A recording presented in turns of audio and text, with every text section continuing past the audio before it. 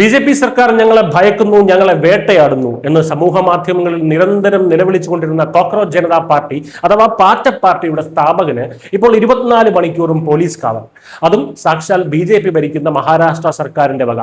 കേൾക്കുമ്പോൾ ഒരു വിരോധാഭാസമായി തോന്നാം, പക്ഷേ ഇതിനു പിന്നിൽ വളരെ കൃത്യമായിട്ടുള്ള ഒരു രാഷ്ട്രീയ യാഥാർത്ഥ്യമുണ്ട്. മഹാരാഷ്ട്രയിലെ ഛത്രപതി സംഭാജി നഗറിലുള്ള CJP സ്ഥാപകൻ അഭിജിത് ദിബ്കെയുടെ വീടിനാണ് മഹാരാഷ്ട്ര പോലീസ് ഇപ്പോൾ സുരക്ഷ ഒരുക്കിയിരിക്കുന്നത്. സുരക്ഷാ ഭീഷണിയൊന്നും ഉള്ളതുകൊണ്ടല്ല, മറിച്ച് വീടിന് മുന്നിൽ ആളുകൾ തടിച്ചുകൂടുന്നത് ഒഴിവാക്കാനാണ് ഈ കാവലെന്നാണ് പോലീസ് വ്യക്തമാക്കുന്നത്. ഒരു മുൻകരുതൽ എന്ന രീതിയിൽ. ഇതിനിടയിലാണ് തങ്ങളുടെ വെബ്സൈറ്റുകളും അക്കൗണ്ടുകളും പൂട്ടിച്ചു എന്ന ഇരവാദവുമായി CJP രംഗത്തെത്തിയത്. ഇവിടെയാണ് നമ്മൾ ചില കാര്യങ്ങൾ മനസ്സിലാക്കേണ്ടത്. CJPയെ നശിപ്പിക്കാനാണ് BJP സർക്കാർ ശ്രമിക്കുന്നതെങ്കിൽ എന്തിനാണ് അവർക്ക് പോലീസ് കാവൽ നൽകുന്നത്? ഇതിന്റെ ഉത്തരം കോൺഗ്രസ് നേതാവ് രാഹുൽ ഗാന്ധിയുടെ കാര്യമെടുത്താൽ വളരെ വ്യക്തമാണ്. രാജ്യത്ത് രാഹുൽ ഗാന്ധിക്ക് ഏറ്റവും മികച്ച സുരക്ഷ ഒരുക്കുന്നത് ഇതേ BJP സർക്കാരാണ്. കാരണം രാഹുൽ ഗാന്ധി രാഷ്ട്രീയത്തിൽ തുടരേണ്ടത് BJPയുടെ ആവശ്യമാണ്, ഒരു പോറലും പറ്റാതെ. അദ്ദേഹം എത്രത്തോളം സംസാരിക്കുന്നുവോ അത്രത്തോളം അദ്ദേഹത്തിന്റെ പാർട്ടിയുടെയും അദ്ദേഹത്തിന്റെയും മണ്ടത്തരങ്ങളും ജനാധിപത്യ വിരുദ്ധമായിട്ടുള്ള നിലപാടുകളും ജനങ്ങൾ തിരിച്ചറിയും. കൃത്യമായി ഇതേ ഫോർമുല തന്നെയാണ് പാറ്റ പാർട്ടിയുടെ കാര്യത്തിലും സംഭവിക്കുന്നത്. CJP ഇല്ലാതാകാൻ BJP ഒരിക്കലും ആഗ്രഹിക്കുന്നില്ല.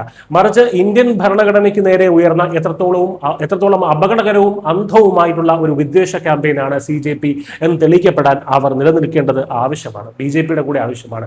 എങ്കിൽ എന്തിനാണ് ഇവരുടെ വെബ്സൈറ്റുകൾക്കും അക്കൗണ്ടുകൾക്കുമെതിരെ നടപടി വന്നത്? സർക്കാർ ഇവരെ ഭയക്കുന്നുണ്ടോ? ഒരിക്കലുമില്ല. ഇവരുടെ യഥാർത്ഥ അജണ്ട പുറത്തു വന്നത് ആ പാർട്ടിയുടെ മാനിഫെസ്റ്റോ എന്ന പേരിൽ ഇറക്കിയ 5 പരിപാടികളിലൂടെയാണ്.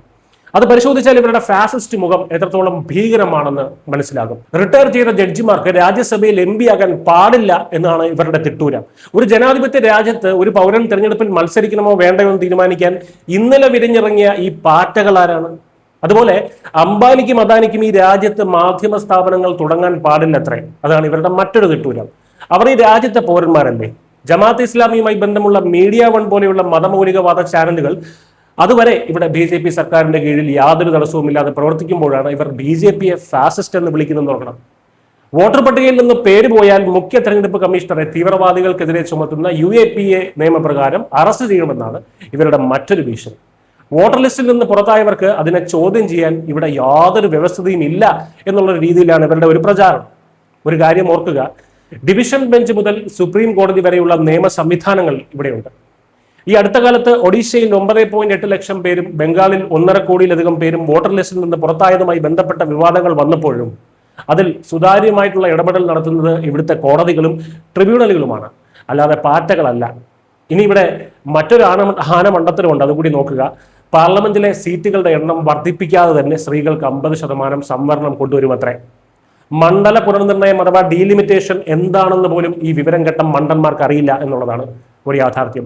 രാജ്യത്ത് ജനസംഖ്യാനുപാതികമായി സീറ്റുകൾ വർദ്ധിപ്പിക്കാനുള്ള ഡീലിമിറ്റേഷൻ ബില്ലും വനിതാ സംവരണ ബില്ലും ഒക്കെ അമിത്ഷാ ഈ ഇടയ്ക്ക് പാർലമെന്റിൽ കൊണ്ടുവന്നപ്പോൾ അതിന്റെ അവതരണത്തെ ശക്തമായി എതിർത്ത കോൺഗ്രസ് നേതാവ് KC വേണുഗോപാലിനോട് അമിത്ഷാ പറഞ്ഞത് എന്താണ്?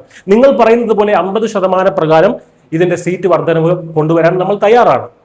എല്ലാ സംസ്ഥാനങ്ങളിലും 50% എന്ന കണക്കിൽ സീറ്റ് വർധനവ് കൊണ്ടുവരാൻ തയ്യാറാണ്. 1 മണിക്കൂർ മതി അതിനെനിക്ക് നിങ്ങൾ നൽകേണ്ട സമയം എന്നാണ് അമിത്ഷാ പറയുന്നത്. പക്ഷേ അപ്പോഴും പ്രതിപക്ഷം എതിർക്കുകയാണ് ഉണ്ടായത്.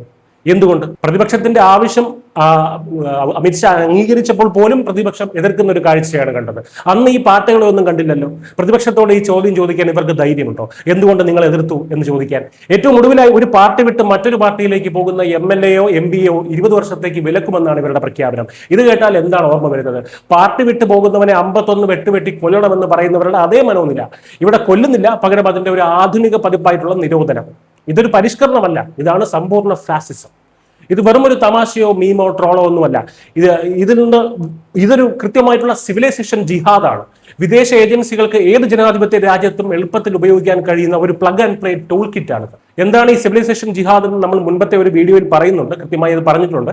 അതിർത്തിയിൽ ആയുധമെടുത്ത് നടത്തുന്ന ഒരു യുദ്ധമല്ല ഇത്, മറിച്ച് ഒരു ജനാധിപത്യ രാജ്യത്തിന്റെ നിയമങ്ങളും സ്വാതന്ത്ര്യവും പഴുതുകളും ഉപയോഗിച്ച് ആ വ്യവസ്ഥിതിയെ ഉള്ളിൽ നിന്ന് കാർന്നു തിന്നുന്ന ഒരു തന്ത്രമാണിത്. അഭിപ്രായ സ്വാതന്ത്ര്യത്തിന്റെയും നിരവാദത്തിന്റെയും മറവിൽ നുഴഞ്ഞു കയറി രാജ്യത്തിലെ തെരഞ്ഞെടുപ്പ് കമ്മീഷൻ, കോടതികൾ തുടങ്ങിയ അടിസ്ഥാന സ്ഥാപനങ്ങളെ ജനങ്ങൾക്കിടയിൽ അപഹസിച്ച് അതിലുള്ള ജനങ്ങളുടെ വിശ്വാസം തകർക്കുക. ചുരുക്കത്തിൽ ജനാധിപത്യം നൽകുന്ന അവകാശങ്ങൾ തന്നെ ആയുധമാക്കി ജനാധിപത്യത്തെ ഇല്ലാതാക്കുന്ന ആസൂത്രിതമായിട്ടുള്ള ഒരു അട്ടിമറിയാണിത്. അരാജകത്വം അഴിച്ചുവിടുന്ന ഒരു അട്ടിമറി. BJP സർക്കാരിന് ഇവരെ ഭയക്കേണ്ട യാതൊരു ആവശ്യവുമില്ല. ഭരണഘടനാ വിരുദ്ധമായിട്ടുള്ള നീക്കങ്ങൾക്കെതിരെ നിയമപരമായിട്ടുള്ള നടപടികൾ ഭരണകൂടം സ്വീകരിക്കും. അതോടൊപ്പം തന്നെ ഇത്തരം നീലക്കുറുക്കന്മാരുടെ ഫാസിസ്റ്റ് മുഖം ജനങ്ങൾ തിരിച്ചറിയാൻ വേണ്ടി അവർക്ക് സുരക്ഷയും ഒരുക്കും. നല്ല A ക്ലാസ് സുരക്ഷ. News desk.